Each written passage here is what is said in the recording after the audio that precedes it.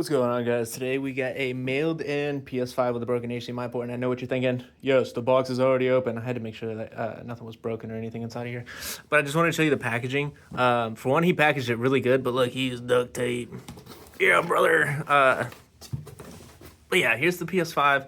It was really wrapped up. This is probably the best packaging I've ever seen of somebody shipping a console, so props to him for that. But yeah, we're gonna go ahead and take a look at this PS5, and because the port doesn't look too damaged, but when you look close, you can see it's broken there on the tab. So we're probably gonna send him an HDMI cord with it on the way back too, just so that he has that. But yeah, let's go ahead and get this sucker opened. So I'm in my new shop today, so I figured why not try a different angle.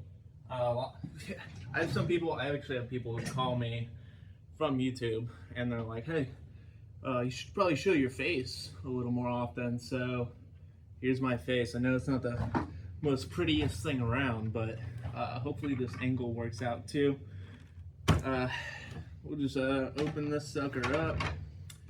It looks fairly clean, which is good. I don't know if you're gonna be able to hear me from there either. So, and I don't know what you can see. I just know that the console should be in frame, hopefully. If not, I'm gonna post this video. It's not gonna have the PS5. It's just gonna be like a close up on my mouth or something. But let's just get into it.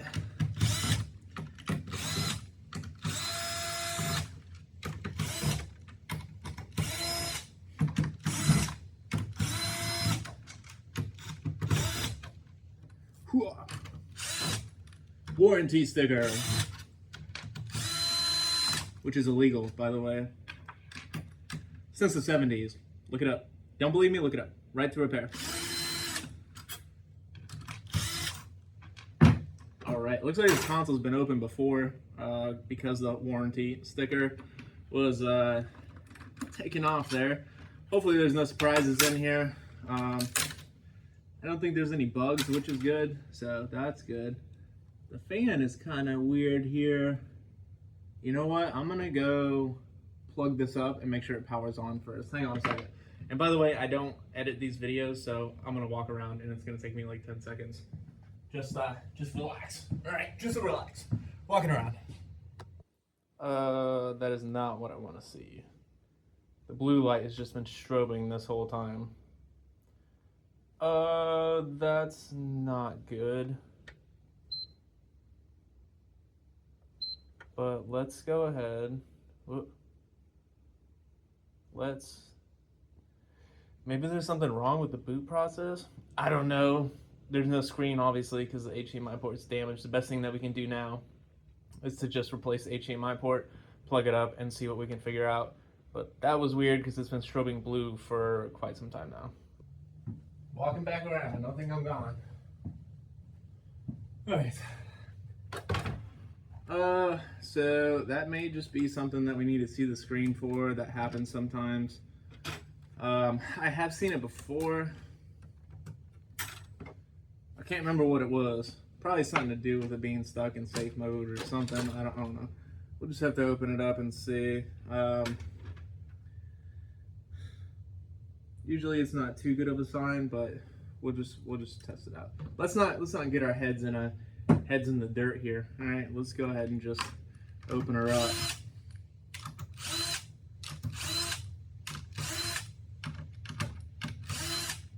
And again, I don't know if you can hear me. I don't have a microphone, so I'm talking really loud, which I'm sure that other people love.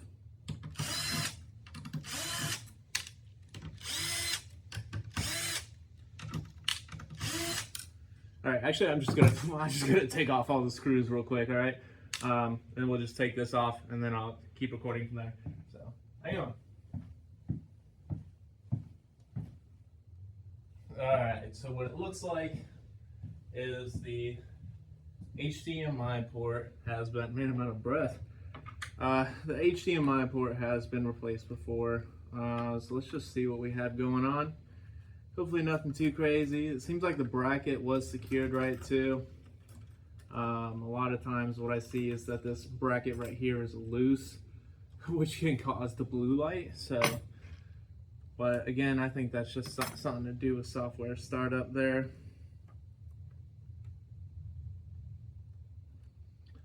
Alright, we're gonna use some tweezers here to get this guy out, because it's like the tab has been broken off of here, so. Excellent! Looks like it was jammed in there a little bit too before. That's okay, you can just straighten these out with your fingers. And let's go ahead and take the board out. Hopefully, no surprises. Hopefully.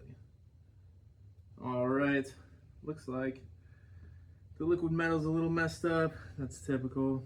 I don't see anything that looks too crazy to start with, so yeah, I think it's just there's some hairs inside of here. There's some dog hair or something that are trapped in between the board and this panel here, so whoever did this last didn't clean it up, that's for sure. Yeah, everything looks alright. We're gonna go ahead and put this at our soldering station here, which is right next to me here. Right, it's right here. It's fantastic. I built this desk, stand-up desk. I got tired of sitting down. Really, you know, it gives you like the whole like hunched over, you know. And so it's been killing my back and my head. So I built this desk a year ago, and I just moved into this place. Well, over a year ago, I guess. And I just moved into this place, so I have a stand-up and a sit-down desk. So sometimes I use them in tandem, like if I'm working on this console and I have another console that comes in and this one's cooling down, I'll disassemble that one down here, but that's just my desk setup here. Let's go ahead and move over to the soldering station.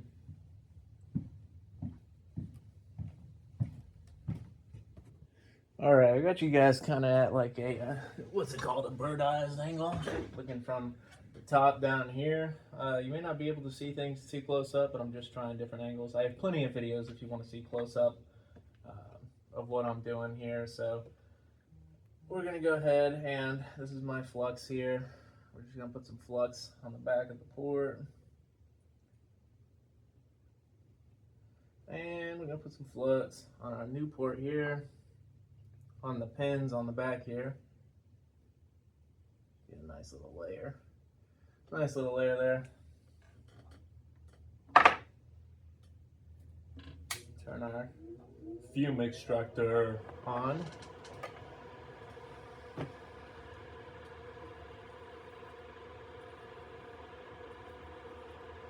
Just cleaning off the solder end tip here a little bit. Leave some solder on there so we can add some solder to the pins on the new port here. Might be too much solder on there.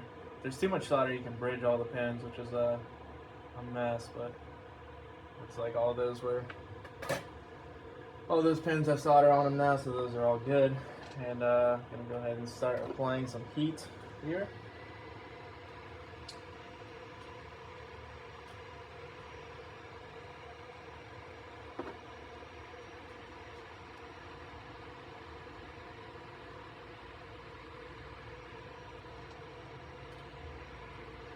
I can see some of the pins on the back of the port back here are also dislocated, as I say, which means that they're just popped off back there. They're not seated on the pads on the motherboard. So, and it's on the same side that the damage was on from the beginning that we saw on the CAD. I'll show you real time here so you see how long this takes to heat up and to swap the port.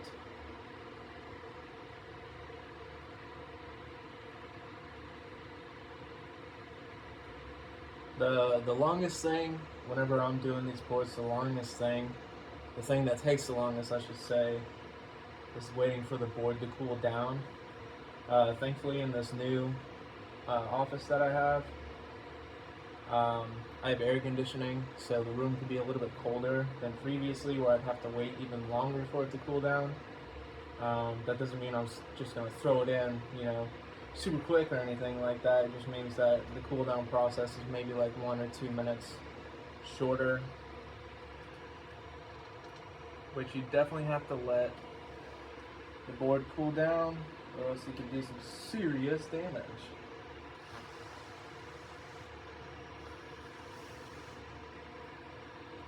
Alright, with that hot there, let's take a look at the pads. Everything looks good. There's some gunk back here. I don't know what that is. We'll go ahead and throw the new port on. And I saw some YouTube videos too, and they were like, new way to put an HDMI port on. It's called hot swapping, which and I saw a video that said that, and it was like 2 years ago or a year ago. And man, I've been doing this exact same process for years, so it's kind of funny to see stuff like that. But those you know, videos and stuff, they have tons of views, so good for them.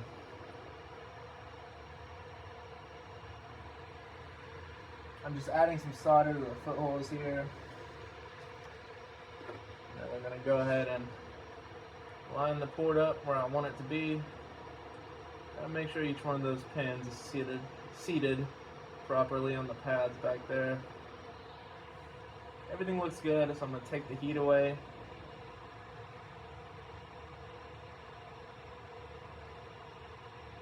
Let it cool down until the solder goes from a liquid to a solid. Basically, it takes it from like a shiny silver to like a matte gray color. It looks like that. It's good to go. I'll go ahead and show you what that looks like up close. That is the new port installed there. So as you can see, the solder is pulled up to the footholes down there, which is one of the most important things. Because a lot of times what I see whenever people do HDMI port replacements is they don't push the solder up into those holes there. So the port is actually loose. Even though it works and it's installed, it's loose. So it's more likely to break again in the future. But this looks good. We're gonna wait for the board to cool down, and then we'll put it back together. Well, we'll fix the liquid metal first, and then we'll put it back together. All right, well, you guys are back up top there, and the board has cooled down. Just have it sitting in here. We went ahead and fixed the liquid metal, was I am. So we're gonna go ahead and put this back together and test her out, make sure everything works here. Just got to remember that this tab here is slightly damaged, so we just got to be careful with that. And I did clean up under this too. Remember I opened it and I said that there was like dog hair or something there. I went ahead and cleaned under that too when I fixed the liquid metal on it. Yeah, this tab looks kind of beat, but it should be, it's not like broken. This little tab on the, ribbon cable, sorry. The tab on the back here is completely pulled back, so. But it looks like it went in just fine. It's seated in there, so that's good. Now we can go ahead and put the bracket on. And if you see I keep touching this, just always better to make sure that this is completely cooled down before installing it.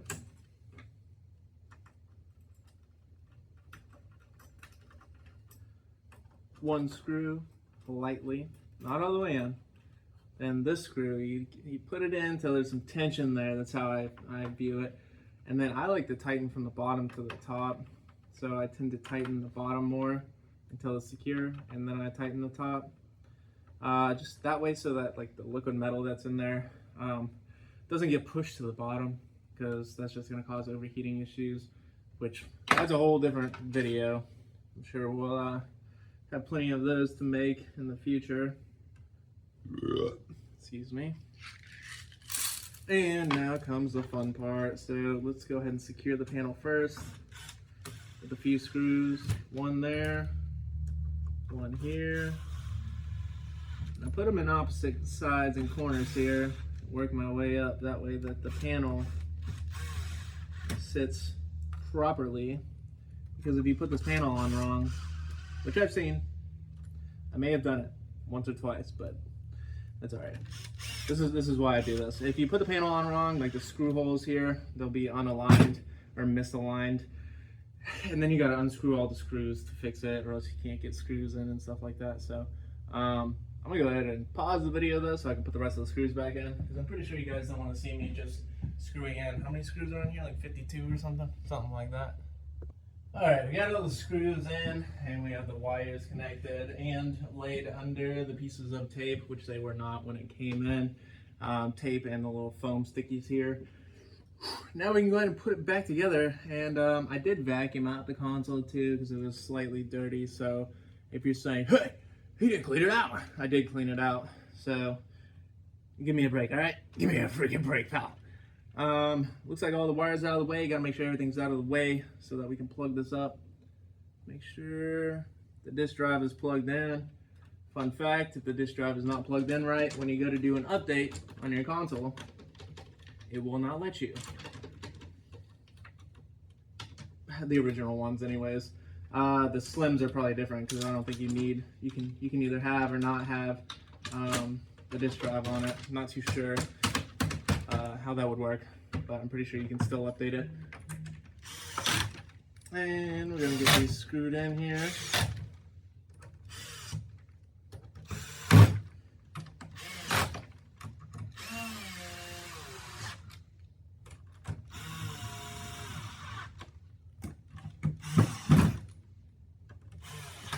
If you guys like this angle, on the next one, next video that I make, what I'll do is I'll just do it shirtless. No, I'm just kidding. No. Why is there's a PS4 like thermal pad on top of this? That's weird. That is weird. Let's get the fan screwed in. Some of the funniest things that I've seen lately though, I've been doing a lot of PS5 Slim disk drive rebuilds. Because a lot of kids and stuff will go to shove in discs or shove things inside of the disk drives. And so I get quite a few calls on those, and so I just do it for them. The top tray and stuff tends to disassemble. I think I've made videos on it. This last one that I did was like extremely involved though. I had to completely disassemble the entire drive, which normally I can just do like the top plate, but not the last one that I did for sure. All right, that, boom, put the side panel on here, and I'm going to clean the other side too, but I'm not going to lift up the console because it has the customer's contact information, and you don't need to know his information, all right?